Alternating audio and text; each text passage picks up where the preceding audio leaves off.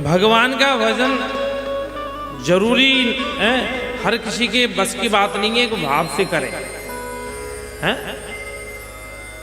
भगवान का भजन ये तो हर किसी के बस की बात नहीं है कि वो श्रद्धा भाव से करे। उदाहरण से एक भक्तमाल की बड़ी प्यारी कथा आती है। एक माँ बड़ी नास्तिक थी, ध्यान से सुनिए, कथा बड़ी प्यारी है। बड़ी नास्तिक, और हम तो कहें ये पराकाष्ठा रहेगी, नास्तिकता की पराकाष्ठा थी वो।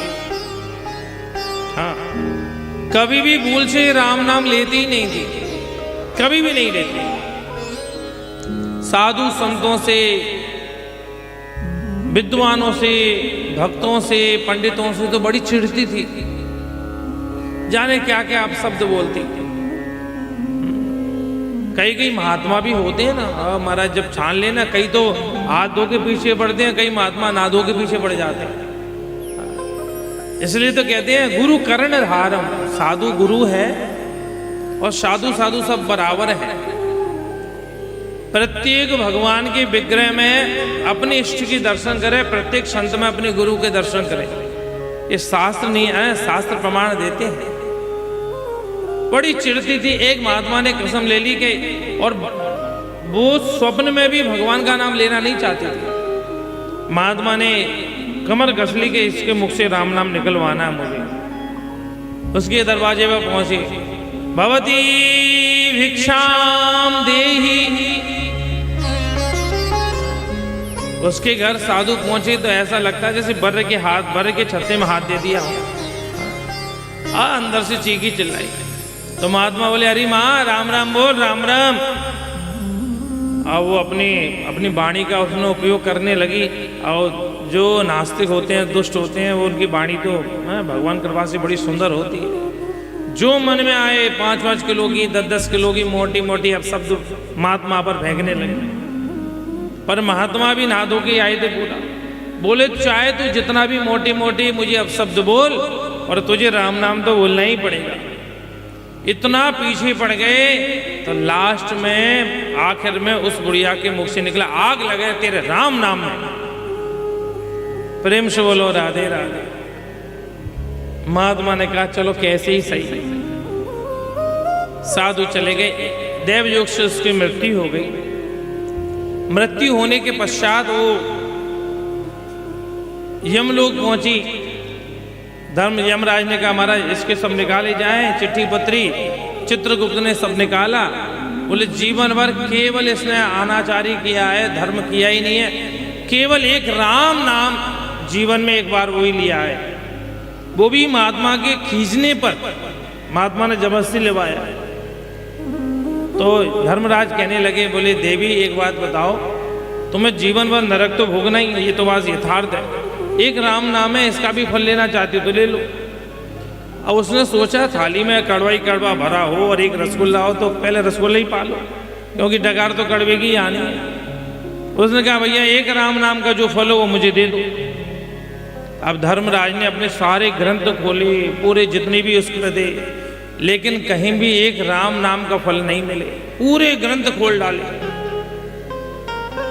अब तो धर्मराज बड़े चक्कर में फंसी, राम नाम का फल क्या होता। धर्मराज उस बुढ़िया को लेकर के बोले, चलो ब्रह्मा जी के पास चले, ब्रह्मा जी हमसे श्रेष्ठ है। ब्रह्मा जी से कहा, कैसे आना हुआ, ये नारकी जीव को लेकर कैसे आए।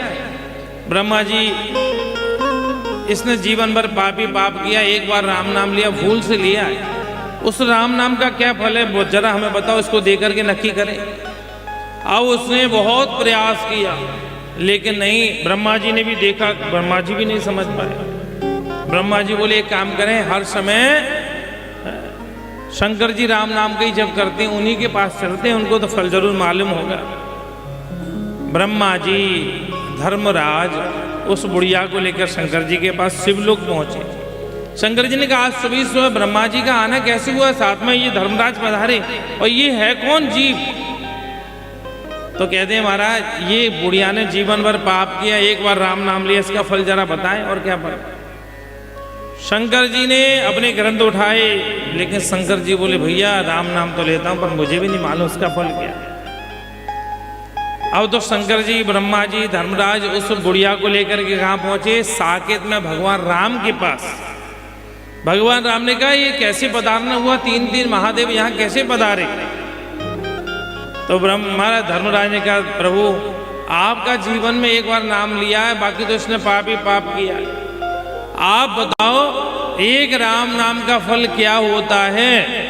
भगवान मुस्कुरा करके कहने लगे भैया जिस अधर्म जिस पापी जीवात्मा को स्वयं धर्मराज, स्वयं ब्रह्मा, स्वयं शंकर मेरे पास लेके आए, इससे ज्यादा राम नाम का क्या फल होगा मैं नहीं जानता हूं।